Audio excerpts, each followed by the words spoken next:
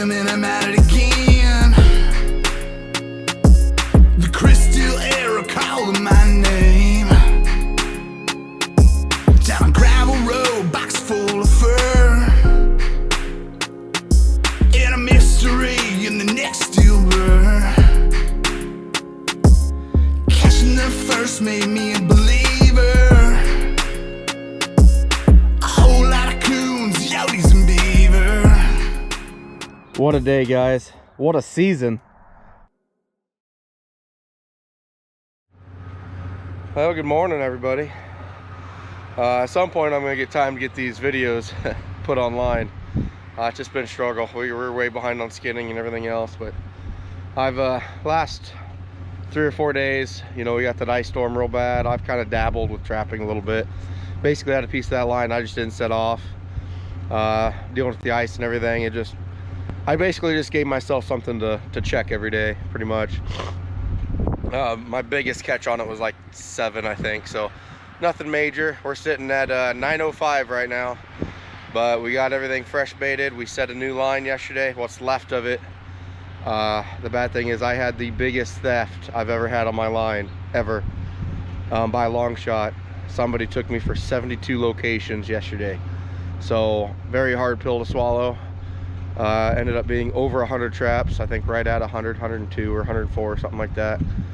That hurt. So but that's part of it, you know. I risked that, but that one I lost some sleep over. That one hit me pretty hard. But anyway, we got fresh ground out, we got it set, we still got some old stuff out.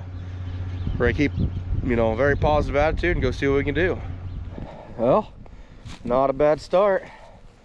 There's coon number 906 and possum number 4079.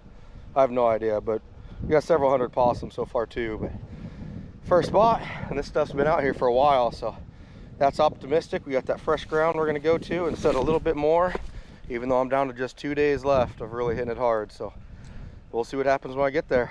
All the signs are pointing to a really good day. This had not caught a coon yet for me at all.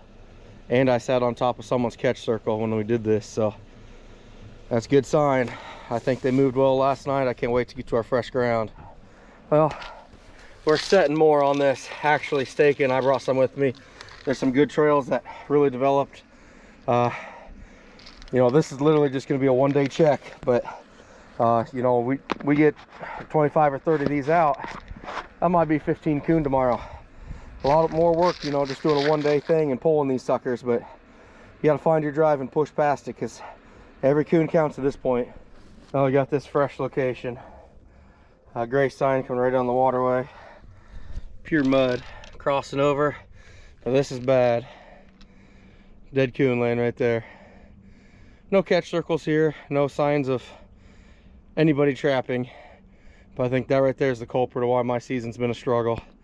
Between that and me missing that first week, which put me behind farther than I thought, but it's just part of it, you know. This distemper kicks in. I'm assuming that's what it is. You know, I don't have any proof of that, but when you see a lot of dead raccoons laying unharmed in the creeks, that's telling me it's distemper. We get that quite a bit here in Iowa, and the the populations are high. Mother Nature kicks in, and she is not a nice lady. We got 2 down here. You can see the tracks crossing. And we went to the other side of the road. This is my favorite spot to trap of all time, and I just now made it here. Then we threw 2 more down here. Great spot, normally 220 this spot. A lot of cats in this area. Normally I do really good on bobcats, but just didn't get here in time and the trails broke down on me. You can see there's nowhere to put a 220 on this, so throwing dog proofs in here. We got 4 on this, which is more than I've done anything all year. But you only got a 1-day check, you hit it hard. We just got to set down here in this. They redid this culvert here this year, right before season. And I was kind of nervous that it would kind of disturb the raccoons coming through here. No, it did not. That trail is plain as day if you're up high enough, but it's kind of interesting. I have no idea what this is. But it's kind of cool to me. I think I'm going to take it home. I have absolutely no clue what that is.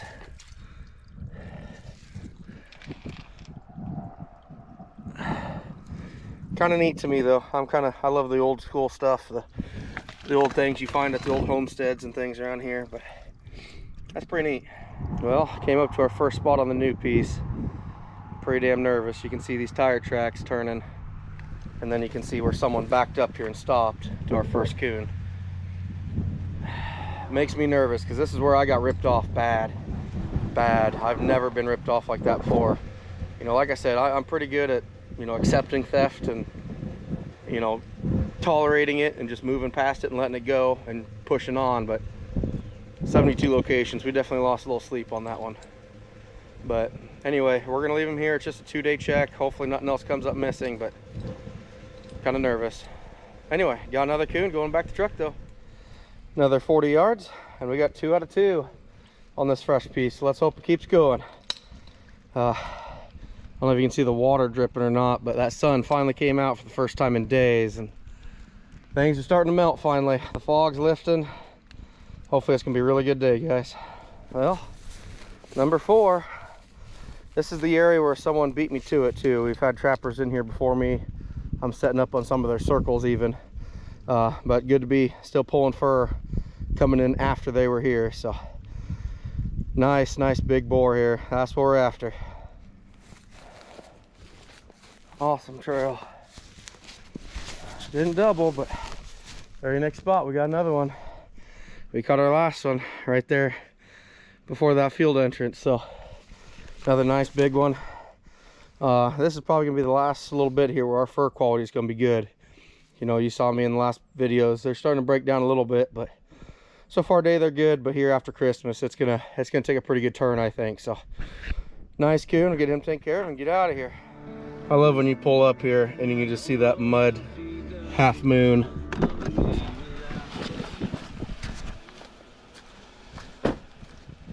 Means we got another one, and that's just going to beans. I pretty much said everything I could yesterday. Well, this is a spot we're setting on top of where somebody else was at one point. You can see it's all tore up, catch circle everywhere. But if you look closely, you can still see this trail going right through the catch circle.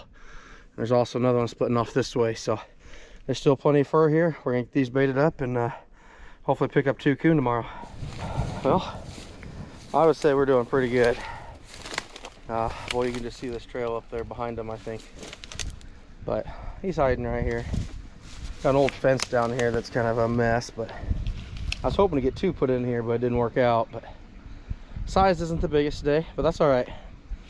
We're getting the numbers, and that's what we need. Got probably 10 more spots on this new piece. I think we got probably a dozen off it so far, so we're doing well. It's not a huge section, so anymore. It would have been if we didn't get ripped off. But anyway, we got a bunch of that old stuff still set, but we took 7 coon off of yesterday, so it'll be interesting to see once we get up there, see how well that did, because I think last night was the night. Last night was definitely the night they moved. And talking to Next Gen, and he said it's coming, and I'd agreed. It's a matter of time before they really moved, and last night was it. Well, this is one of my favorite spots. We're just now getting to it, but you can see this is just mud. And even though it goes to beans this year, it's just, this is one of the few spots. Doesn't matter what's here, they're moving on this trail. So setting a bunch of these today, hopefully about another 30 locations. Just a 1-day spell, but you know what, everything adds up and everything helps, so gotta keep pushing. Well, we're setting a new piece. You can see a catch circle right there. That's not me, but what blows me away is we just set 10 locations on this road that were phenomenal. Nothing until this particular spot. So it's kind of interesting, you know, it makes me wonder, are they new? Are they just setting snares? You know, why are they missing so many good spots? It could very well be a beginning trapper or something. You know, it's not, from what I've seen, it's not a lazy aspect. They're setting some stuff that's hard to get to, or more difficult anyway. Not just setting the ones that are, you know, 2 steps into the ditch. This is ways down there. So kind of interesting, but we're gonna throw one in here anyway because it's hard to tell on camera, but I can see a faint trail going right through it. So we'll throw one in here for one nice sit and see what happens. Well, a little further evaluation. We got a dog proof set on it. But this makes me mad. This makes me mad. They just threw one here in the ditch. It wasn't a very big one. That type of stuff pisses me off. It's our jobs as trappers. You know, we gotta manage everything. I get that, but at the same time, we can't be wasteful. It's a huge waste right here. That probably pisses me off more than the theft. Oh, that's frustrating. Now this is a piece that I actually, it's a good coon. I actually don't normally do that good on, surprisingly, but I always set it.